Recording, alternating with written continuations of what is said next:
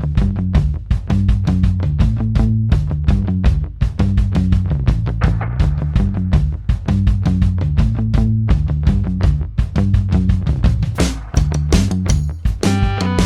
hi everybody, and welcome to your first media arts or intro to video production class.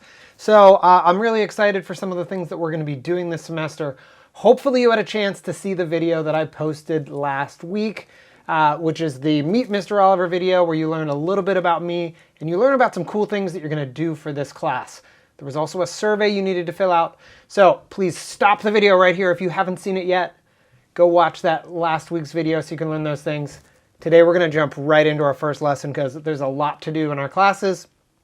So let's get going. So once again, I'm Mr. Oliver, and welcome to Media Arts. Welcome to Intro to Video Production. So this week's goals, right? We are going to take the secret word quiz. This is something that I talked about last week, and it's something that you're going to do every single week. It's my way of taking attendance for the class. So each day that I post a video, it'll generally be the first day of the week that we have school. Sit down and watch the video. It's usually no longer than 20-25 minutes at tops. Watch the video and fill out the quiz. After that, you'll have an assignment that you can work on at any time throughout the week. It's asynchronous, so do it at the time that works best for you. But it's probably a good idea to make a schedule and stick to it so that you can make sure you're accomplishing what you need to. Super important that you're staying up with all your work in this class, because we want this to be fun. We don't want this to just be a chore where at the end of the semester you have to make 5 videos. That's not what this is all about. It's all about learning as we are going. So you're going to be learning about our proficiency scoring. So if you've taken a class with me before, you've never seen this. This is something that I'm going to be doing new this semester. So trying out some new ways to help give you guys the best feedback that I can to help you be an awesome digital artist. We are then going to create our All About Me Google Drawing. I'll show you what that looks like. After you finish that, you're going to press Turn In. You're going to make sure that you've completed that survey from last week, and you'll be finished. So every week for our class, you should expect about 90 minutes of work. So the videos, like I said, are anywhere between 15 and 25 minutes. And then on top of that, you probably have about an hour of work to do. So not a ton of work to do, considering you've got a whole week to do that. So please make sure to stay up with us. All right, so welcome to my class. Here is my virtual classroom as I showed you before. And yeah, this is Heron Studios, because these are the classes where we learn how to make Heron TV, make the yearbook, make so much for our school that gets shared. So welcome to being a part of this creation opportunity.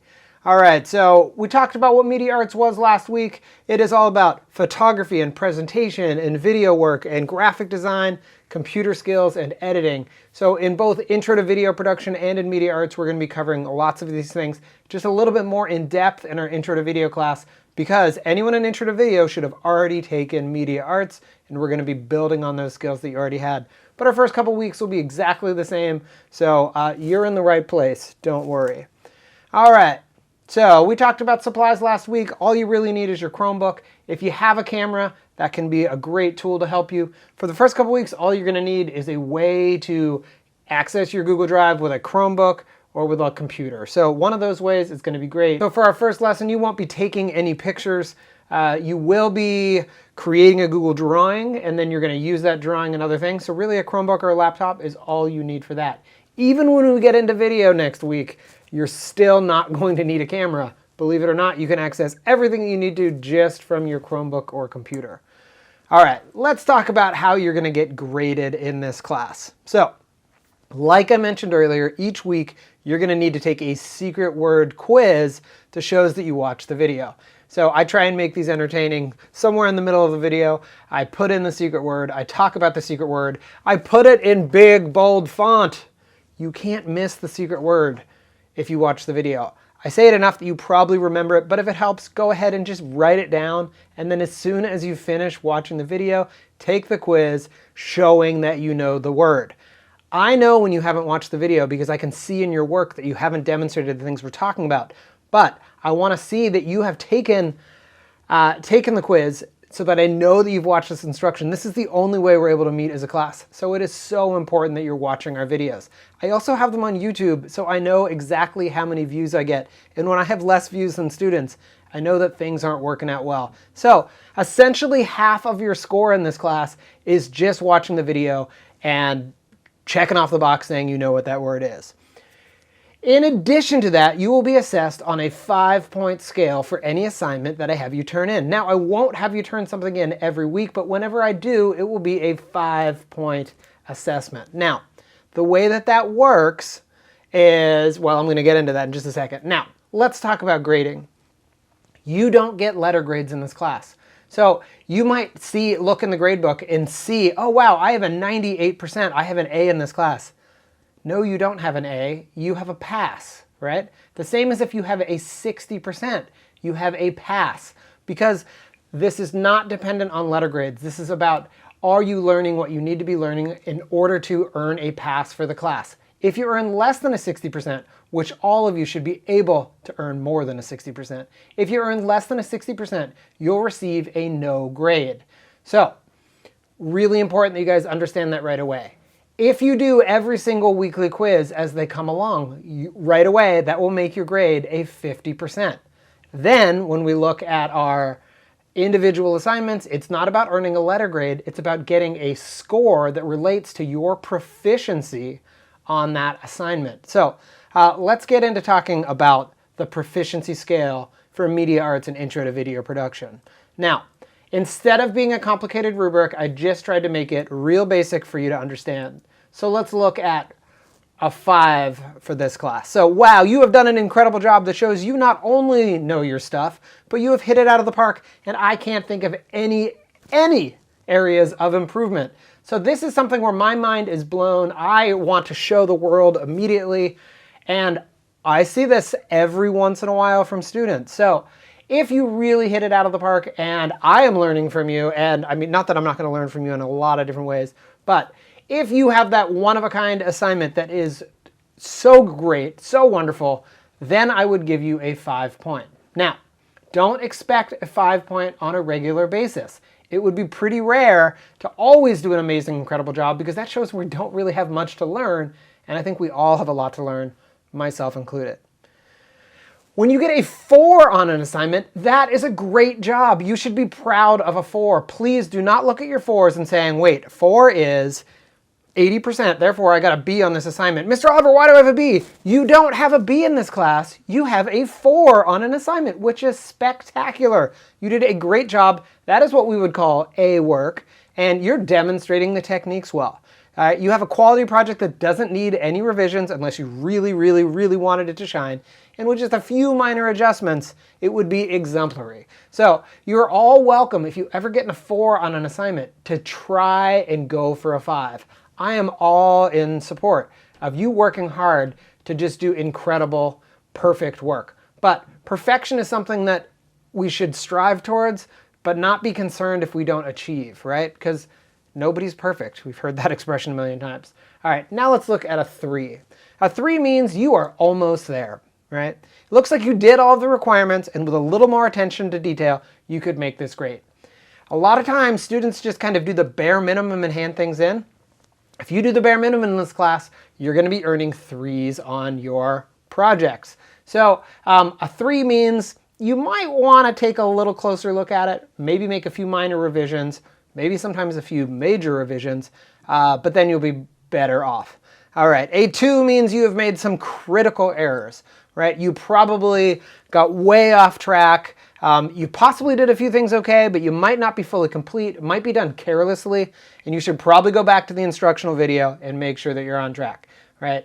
I know right away when you haven't watched a video and you hand something in that is just a complete curveball, right? Missing out on some of the key things. So that's when you'd be getting a 2 for an assignment. And if you end up handing something in, but I know that this is not your best work, and I say that nicely, it's probably best to go back to the drawing board and start again. So if you're paying attention and you're thinking about math here, right, you could actually pass this class by getting 1s on all of your assignments.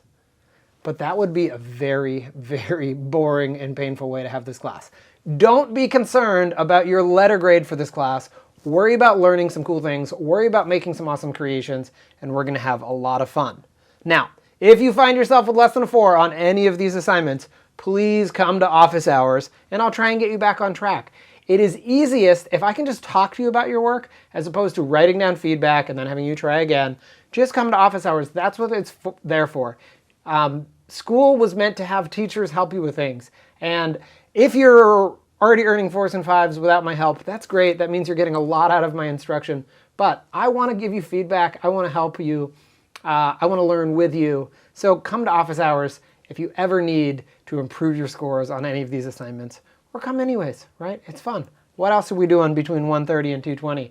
I know right now it's actually between 1:30 and 2:20. I'm just making a video for next week's class. So come to office hours. It'll be fun. All right, now we're going to get into Google Drawing. So you're going to open up the assignment in Google Classroom, and you're going to make a collage that represents you. Now, you're going to make sure all of the images and text fit over the checkered squares, or it's going to get cut off when you download the drawing. So you maybe have used a Google Drawing before. Maybe you've never used it. It's just a very basic image creation tool, and I'm going to get into that and explain. All right, so you're all about me drawing. We'll already have your name on it because it is a file created for you in Google Classroom. All you have to do is open it up just like any assignment you have. All right, so what you're going to do with your Google Drawing is you are going to add images that represent you to the drawing. You are going to change the word name to your name, and you can edit the text by clicking on it, changing the font color, change the size. You're going to add text boxes, shapes, etc. So I'm going to walk through and create a Google Drawing, and you can see how that goes. So first off, your directions can be deleted or even just moved to the side. This thing all about your name on here, you're going to double click on that because this is word art. And you're going to change it to your name. So I'm going to say Mr. Oliver. And then now I have Mr. Oliver on the screen. So this is word art. The way you create word art, if you wanted to make any more, is you hit insert word art, and then you type in something, and then it appears as word art on the page. So I'm going to delete that because I already have one here. I just wanted to have that started for you so we're all good with word art. And then I'm going to show you some cool things. So when it is selected, what you're able to do is you are going to be able to make some changes to this. Like, for example, you could change the fill color. If you wanted it to be blue, it could now be blue. But notice there's a color on the outside because you have an interior and an exterior color, your border color. So I could make my border transparent and then it's just blue. But what would be the point of this? Because then I could just use regular text and do the same. So instead, I'm going to go back to my border color. And I liked it in black. I think it makes the outside nice.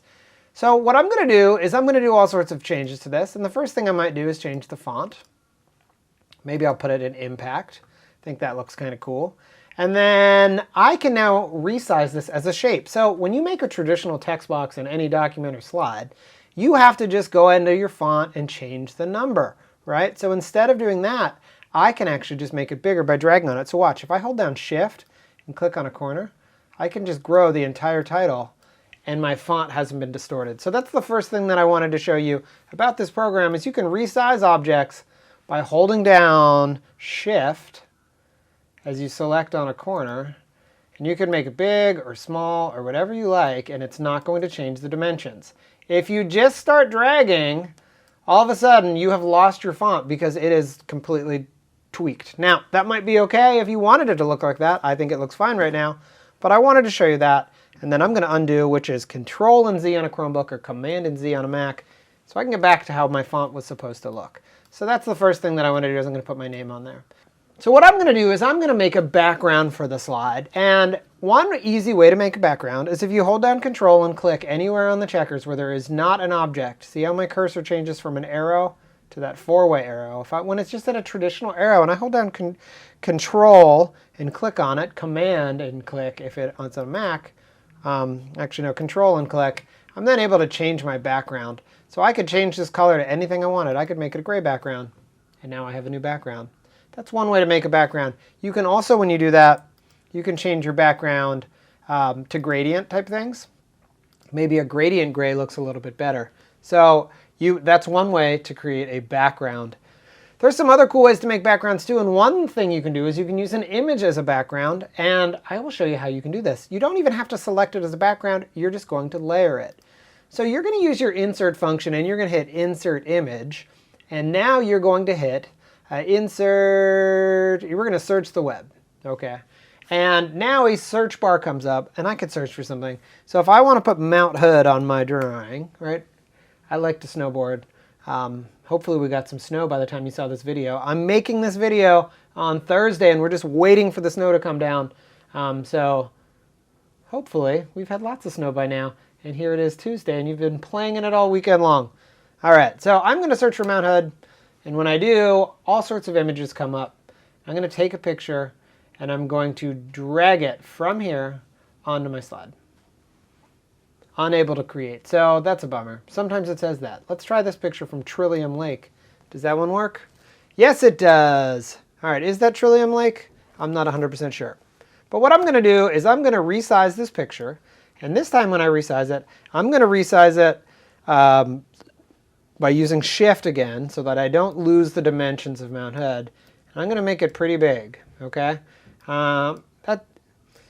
Sure, let's make it that size. All right. Now what you're probably thinking is, geez, Mr. Oliver, you've lost your title. You haven't lost your title, because now that you see this is selected, I can arrange this and send it to the back. So now I have my name over top of Mount Hood. Very nice. I like this. Okay. Actually, what I'm going to do is I'm going to crop this picture, and I'll show you how I can do that too. So let me select the picture. If you double click on a picture, it brings up these cropping tools, and I'm going to crop it so that didn't work very well. Let's move my name so I'm not confused by this. All right, I double click on it. It brings up the cropping tool. I'm going to grab this bottom piece, and I'm going to crop out a little bit here. I like the reflection of the trees. I don't want to lose much. You know, I'm going to have to sacrifice that because I want it to be the shape of the slide more. So that's looking pretty good. Maybe I'll trim a little bit of the top off also. The sacrifices I need to make this work. And now it's in this dimension. And when oops, that didn't work. Let's try this again. Oh. What happened? Hit enter. There we go. All right. So now that I have my picture cropped, I can then resize it to fit on the slide. And I tried to make it a little bit closer to the dimensions so that I could pretty much fill the whole thing. Looks like I didn't pick it quite right. But even still, I'm just going to put it like that. I think that works nicely. I'm going to grab my name. And now I'm going to resize my name so that it fits on here a little bit better. All right, there we go. I like how my name's looking, but it feels like my border is a little bit thick. So what I'm going to do is I'm going to trim the border down by going to a smaller size number. Oops, that was the whole picture selected. With that font selected, and I go to the border weight, I could take it down to 2. That looks a little bit better. Maybe I could even try it at 1. Now that I've made it this small, I'm going to make it really thin because I just want it to have a nice little outline on it. And I think that looks pretty good. All right, actually, now that I have Mount Hood here also, I kind of want to match the snow color with my name. So I'm going to change my fill color into, so when it's selected, there's the paint. I'm going to go into a white. That looks pretty good. See, now it's all starting to come together. All right, there are some other things that you're going to be doing as well. You're going to add pictures to this of things that relate. So one thing I like to do is I like to go snowboarding. So I'm going to search for snowboarding, but instead of just searching for the word snowboarding, I'm going to add 3 letters. I'm going to add PNG. Watch what happens here. When you do that, I now have images that should be cut out. So here's this guy getting some air here. Let's see what's happening. Oh, perfect. All right, he is looking good. Now he's huge right now, so I'm going to resize him. Have to click on him first. There we go. Hold down Shift. I'm going to make him nice and small. And now I can have Snowboard Man getting some air over Mount Hood. All right, I'm going to even make him smaller because he's completely transparent, and if he's over top of things that look weird, might look a little funny. That's kind of neat. All right, even though his pants do get washed out. Maybe I should I put him over in the sky? Actually, you know what? This guy's just too complicated for me. I'm going to go with a more basic one. Just a silhouette one will work easily, I bet. Oh, okay, so we've run into a problem. We have a white background. This isn't truly a PNG. Let's just delete that and try another one. So sometimes you have to look to find the right one. There we go, that one will work. I've used this one in the past, so I knew it would work. I was just trying to be a little bit different. So there we go. I've got a snowboarder here. I'm going to make him even smaller. This time, I'm going to make him getting some, I can move him in the air a little bit too. You could change the angle. There we go. So now I have a snowboarder flying over Mount Hood, right? I may also want to add some other things too, right? So I like ramen. I could do ramen PNG. I've used this one before too. It should work just fine. And I could put a bowl of ramen here. Whoa, it's huge. All right, let's make it smaller. All right. I am not going to show you the entire process of making this because it would take a while. Okay? All right. So, for my intro to video students, you're also going to be doing this exact same project so that we can get to know you a little bit. Some of you, however, have taken intro to video last semester. Now, if you took intro to video last semester, you can use yours from last semester. That's totally fine. If you were in my media arts class last semester and you made one of these, you could use one of those as well. Just make sure to attach it to the assignment in Google Classroom and then delete the template that you had. Go ahead and make some changes to make it exactly how you want. I'm really going to be looking for some great things. Now, there are some requirements that you need also that we'll go over in just a minute. Make sure that you have word art in your drawing. You already have a title there, but so make sure you're utilizing that. Make sure you have some PNG files. Make sure you have some drop shadowing, some backgrounds with good design elements, and effective layering. So hopefully you've seen all those things. I haven't shown you drop shadowing yet, so let me go back to my drawing, show you one more thing about that, and then we will show you drop shadowing. All right, so this is a great thing that you can do to add a little bit of depth to your drawing. So instead of just having everything look flat and layered, we can add some shadows. So I'm going to start off by shadowing my name, but you can do this to any object. We're going to hit Format Options, and then you have Size and Rotation, Position, Drop Shadow, and Reflection.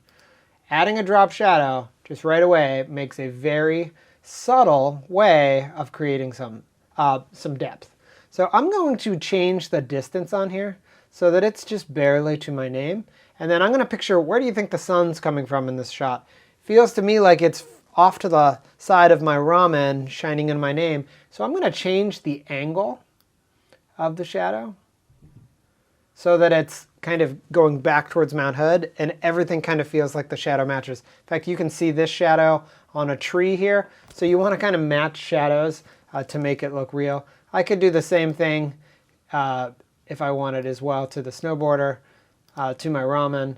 And then now it's really just going to make everything look refined. So you want to try and add some subtle drop shadowing to things to make them work. You could also play around with the reflection, but it starts to get a little bit trickier, or if you wanted to recolor, etc. So go ahead and put lots of images that represent you onto your All About Me Google Drawing so that I can get to know a little bit about you, and then eventually your classmates are going to be seeing this too. So we want to go ahead and add images that way. Now, if you have pictures that you would like to add of yourself, you are welcome to do that. This is not a requirement, but for example, in my Google Photos, I have some pictures that I know would work nicely. Right? For example, maybe I want to use this picture of Potato Bob on here. So I have this in a Google Photos album.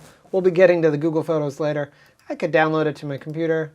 And when I do, I now have this picture. And then I can actually add that right onto here. Right? But once again, I'm going to have to make it a lot smaller because I'm making a collage and I want to make my drawing look great. Okay? Now, it's going to look a little off, especially if I've got a bunch of PNGs in places. So maybe I'll just put my cat behind my behind the bowl of ramen a little bit, just so that we can kind of play around with how this might work and it might look a little better. Right? I'm not a huge fan of how this looks because I really liked having, there we go. If I move it into the shadows of the trees, it looks a little better. But so you can put pictures of your own pets, pictures of you on here if you want. all sorts of things that you can do. So go ahead and make that all about me Google Drawing. And when you're finished in Google Classroom, make sure to press turn in so that I know you're finished.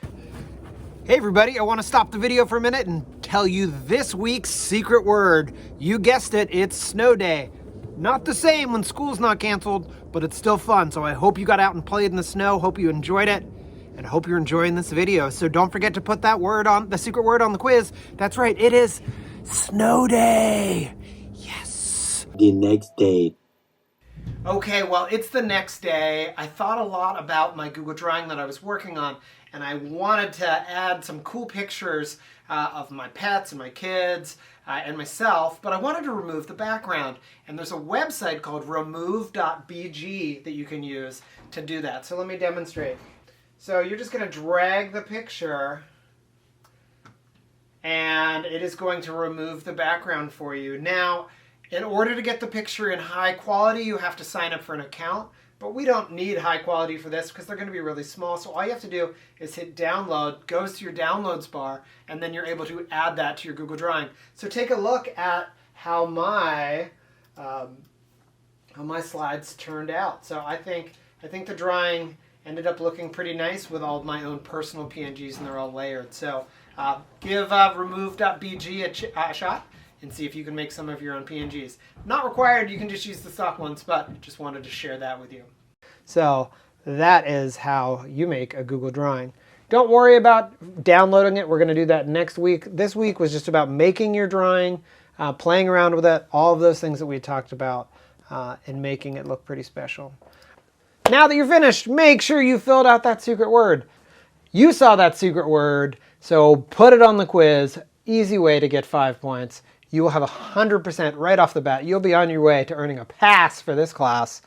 And then make sure your Google Drawing is finished and press turn in so that I'm able to grade that, give you a score, and then you'll get some feedback on it, right? Don't think about it as the letter grade that you're getting in this class. Think about, oh wow, I earned a 4 on this assignment. This is great. Looks like I did a wonderful job.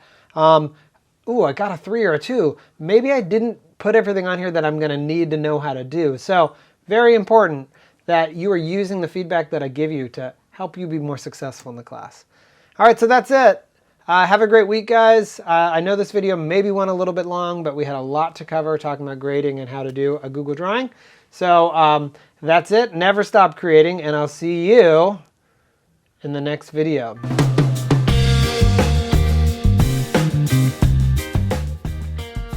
It's so nice outside today, isn't it? Yeah, no, this is a green screen. See, it's just green. Oh well, doesn't matter. See you later.